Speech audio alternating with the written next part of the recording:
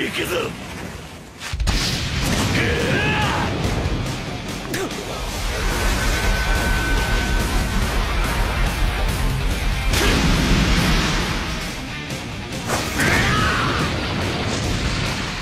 魔法を燃やした。俺一人の力じゃねえさ。オーガスト、それにジェイコブ。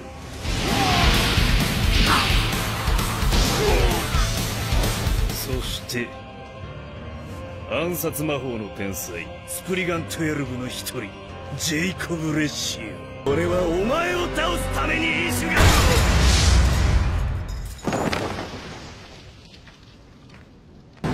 これで終わりだゼレフ。メイビス、そしてアンナ、レイラ。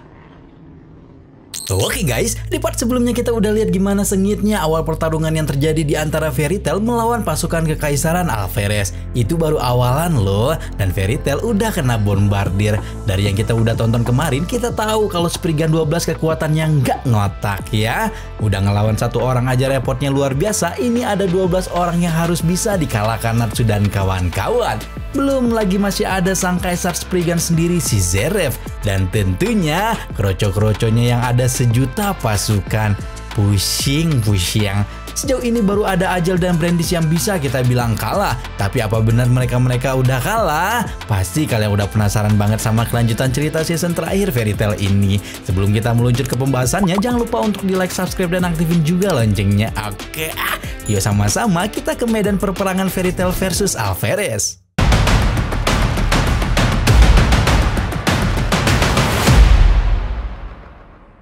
Perperangan masih terus berlanjut sampai terbit fajar di keesokan harinya dan masih akan terus berlanjut.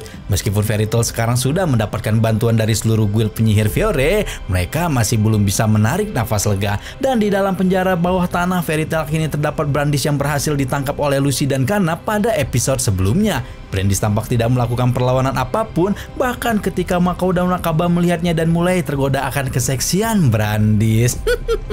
Lucy tak lama kemudian datang untuk menanyakan soal mengapa Brandis bisa tahu soal ibunya. Tapi percuma saja, Brandis sama sekali tidak ingin mengatakan apapun.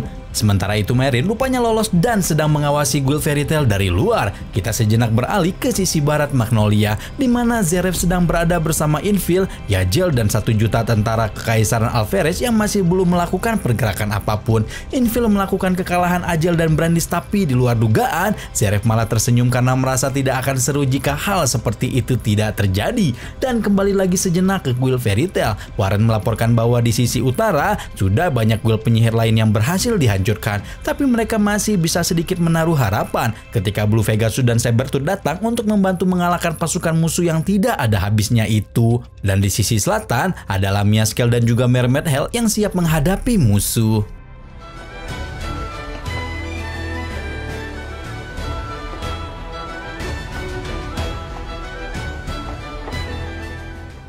Pasukan Fairy Tail dengan strategi baru pun diluncurkan. Mavis, Gajel, Lily, Miragen, Levi, Lysana, dan Elfman akan pergi ke utara. Sementara Natsu, Grey, Juvia, Sarla, Wendy, dan Laxus akan pergi ke arah selatan.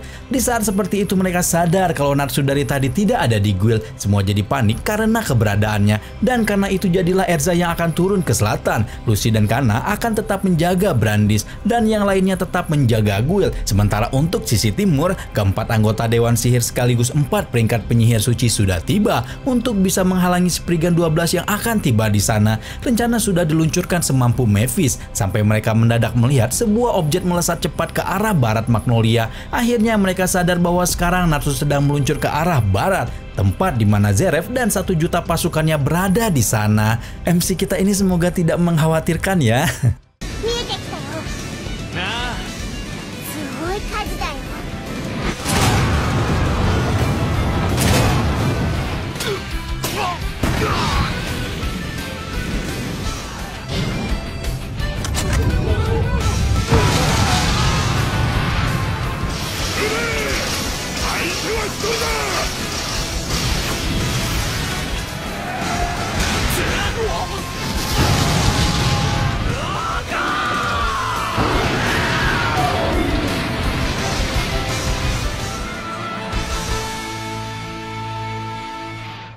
Setelah puas melihat Natsu menerjang kroco-kroconya, Zeref pun datang untuk menemui Natsu secara langsung. Pertarungan tak terelakkan akan segera terjadi di antara kedua kakak beradik itu tak lama lagi. Dengan Natsu yang mulai membuka perban di lengan kanannya yang selama ini menyimpan kekuatan rahasia untuk bisa membunuh Zeref, yaitu sihir api pembunuh milik Ignil.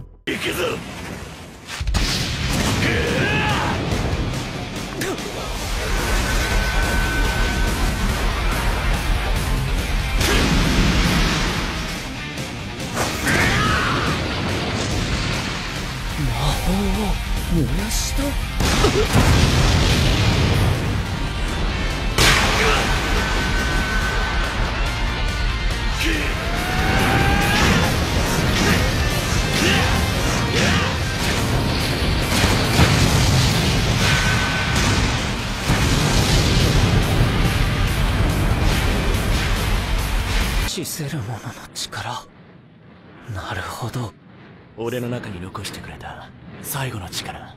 モードエンディ今になって願いが叶うなんて。これで終わりだゼレフ。メイビス、そしてアンナ、レイラ、我が最愛の弟ナツ。Natsu akan melancarkan serangan terakhir menggunakan api Ignil, tapi sejenak terhenti ketika Zeref yang sudah senang mengira dirinya akan segera bisa mati, mulai menceritakan hal yang sebenarnya kepada Natsu. Tentu saja hal itu mengenai Zeref yang adalah kakaknya Natsu, dan sosok Natsu yang sebenarnya adalah IND. Natsu tentunya tidak bisa menerima hal itu, tapi kemudian kenyataan terbukti kepadanya, di mana ketika buku IND ditembak oleh Zeref, Natsu merasakan sakit luar biasa. Zeref juga bercerita bahwa Ignil dulu adalah sahabatnya, dan Zeref memang menitipkan Natsu kepada Ignil yang ingin membesarkan seorang Dragon Slayer agar di masa depan sang Dragon Slayer bisa mengalahkan Agnologia. Dan rahasia kenapa Ignil tidak bisa membunuh IND seperti yang kita tahu di Arc Tartaros. Masih inget kan? Karena Ignil memang tidak bisa membunuh Natsu, tentunya karena perasaan kasih sayang Ignil sebagai ayah asuhnya. Dan di sana terungkaplah bahwa Natsu, Gajel, Wendy, Sting, dan Rock adalah anak-anak dari 400 tahun silam yang dikirim ke masa depan untuk bisa mengalahkan Agnologia nanti. Mereka dikirim pada tanggal 7 bulan 7 tahun 777 jam 7 menit 7 menggunakan gerbang Eclipse yang dibuka oleh penyihir roh suci sahabat Zeref juga di sisi masa lampau yang bernama Anna. Dan yang membukakan gerbang pada waktu masa depan adalah Layla Headfilia, ibu dari Lucy. Mendengar semua itu, otak dan hati Natsu yang tidak bisa menerima kenyataan membuat Natsu akan membabik buta menyerang Zeref lagi. Tapi seperti yang sudah bisa kita tebak, jika Zeref berhasil dibunuh maka IND atau Natsu pun akan terbunuh juga. Dan Natsu sangat siap akan hal itu. Tapi...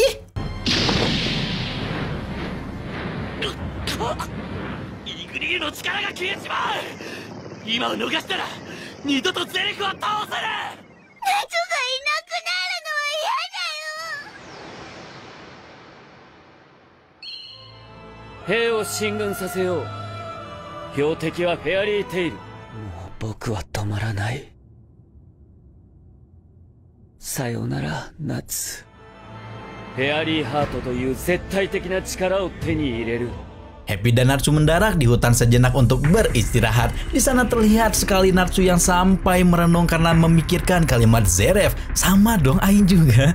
Melihat hal itu, Happy mengatakan bahwa apapun identitas asli Natsu, sang Dragon Slayer itu tetaplah temannya sebelum kemudian saling berpelukan. Natsu dan Happy kemudian melanjutkan perjalanan mereka untuk kembali ke Guild. Tapi sepertinya keadaan akan menjadi semakin tidak baik untuk Natsu dan Happy. Karena sekarang mendadak Natsu kehilangan kesadaran begitu saja tepat di gendongan Happy.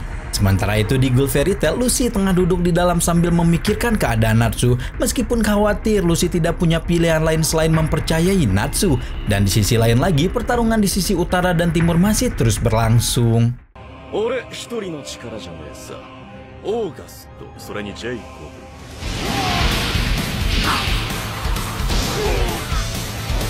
Soshite 暗殺魔法の天才スプリガン12の一人ジェイコブ・レッシア。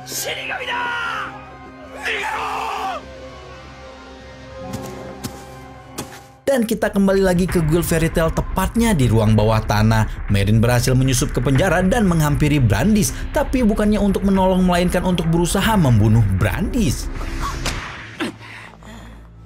Marin, nanyo?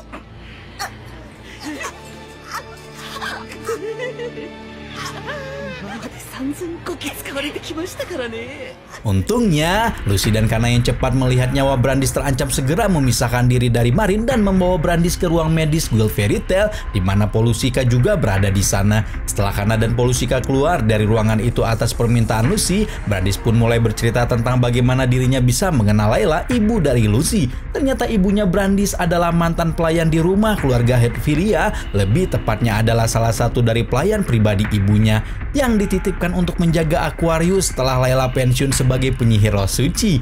Dan kemudian ibu Brandis pindah ke benua barat. Tapi Brandis mengatakan bahwa ibunya terbunuh oleh Layla yang ingin merebut kembali kunci Aquarius. Tentu saja Lucy tidak bisa mempercayai hal itu karena dia sangat tahu ibunya adalah orang yang baik hati. Tak lama kemudian keselamatan Lucy terancam ketika Brandis mendadak hendak membunuh Lucy sebelum akhirnya...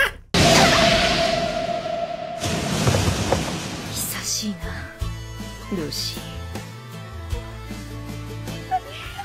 お前も久しぶりだな、ブランディッシュ。おい、ほら！反応ねえのかよ、クソガキ！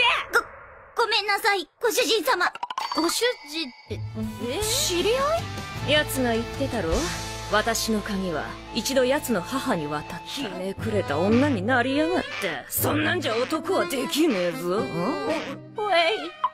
Aquarius pun bercerita sedikit mengenai kisahnya bersama Brandis dan ibunya sebelum meluruskan apa yang sebenarnya terjadi ketika ibu Brandis kehilangan nyawa dengan membawa mereka berdua ke ingatan roh suci. Terlihatlah sosok Anna Hetfilia, sosok yang juga sempat disebut Zeref tadi. Dia adalah leluhur dari Lucy 400 tahun silam dan merupakan penyihir roh suci terhebat. Terlihat juga pertemuan Anna dan Zeref yang kemudian mengungkapkan rencana mereka berdua bersama para naga untuk mengirim 5 anak ke masa depan. Lagi-lagi seperti yang diceritakan oleh Zeref. Ini buktinya ya kalau cerita Zeref emang benar. Gila ya, anime Fairy Tail itu luar biasa loh dari segi ceritanya itu. Aduh, sampai kaget aku juga.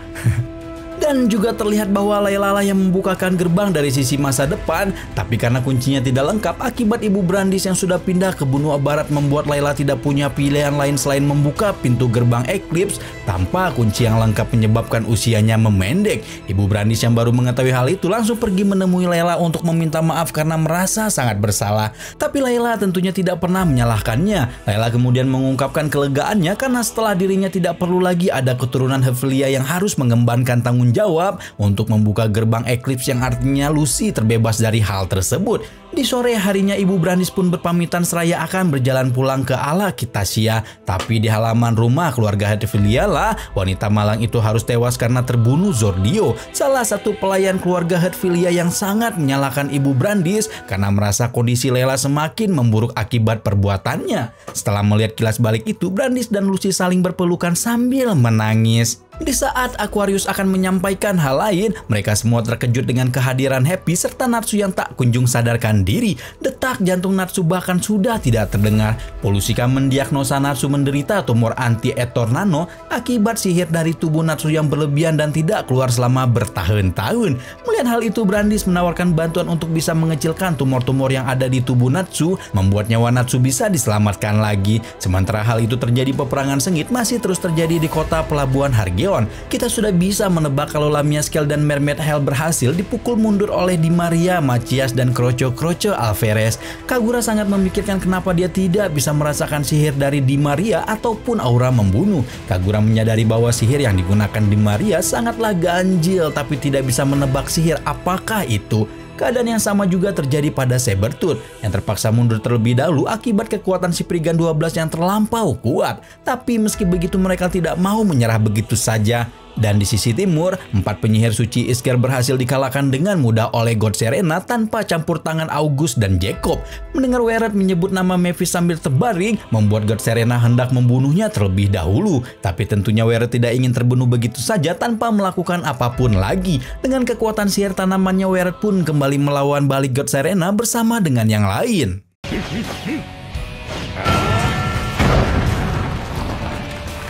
んだ、やればできるじゃ。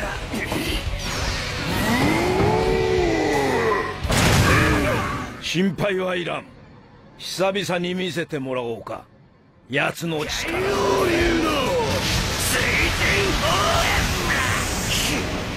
水天外薬流の大地崩壊。8つの竜のラクリマを体に宿したドラゴンスレイヤー、大したもんだ。ありゃ、やりすぎちまったか。Setelah berhasil menumbangkan Weret dan yang lain lagi, dengan sombongnya God Serena berkata bahwa dia akan menumbangkan para naga lain karena dia adalah pemilik 8 kekuatan Dragon Slayer. Ketika mereka akan pergi ke Fairy Tail, mendadak pergerakan mereka terhenti ketika melihat ada orang lain yang berjalan mendekat, dan dia adalah Agnologia. Lagi-lagi dengan sombongnya God Serena malah maju untuk melawan Agnologia by one. Di saat God Serena sedang berbicara ingin mengalahkan Agnologia, langsung saja dengan sekejap Agnologia bergerak dan menyerang God Serena dengan cakarnya. Dan setelahnya,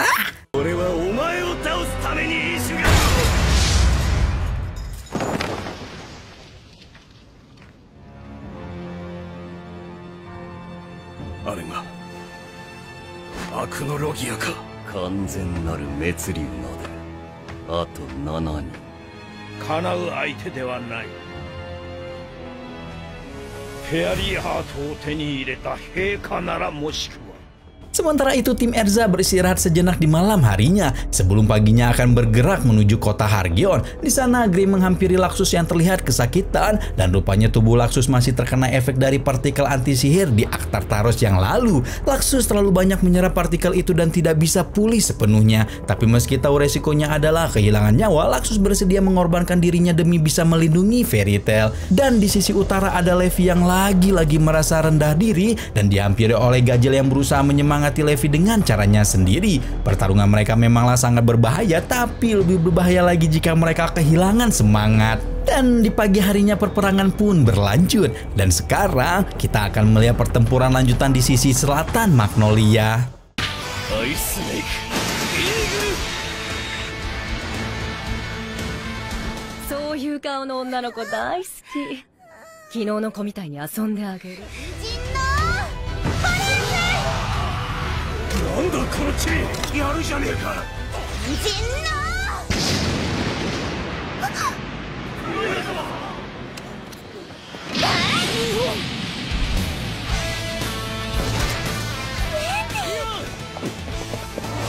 前線を押し上げるぞ。一気に行きましょう。くれ、チュビア。もともと私たちの戦いだ。自らよそのギルドの厄介ごとに首を突っ込むと。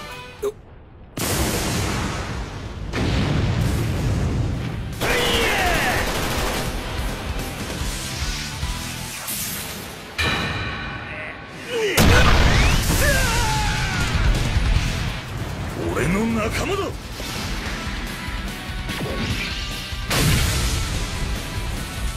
すげえな。どうやって生きてんだお前。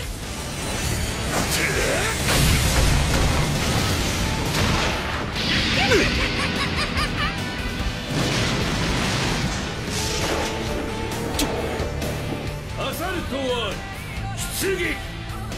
こんな時にこんなだが。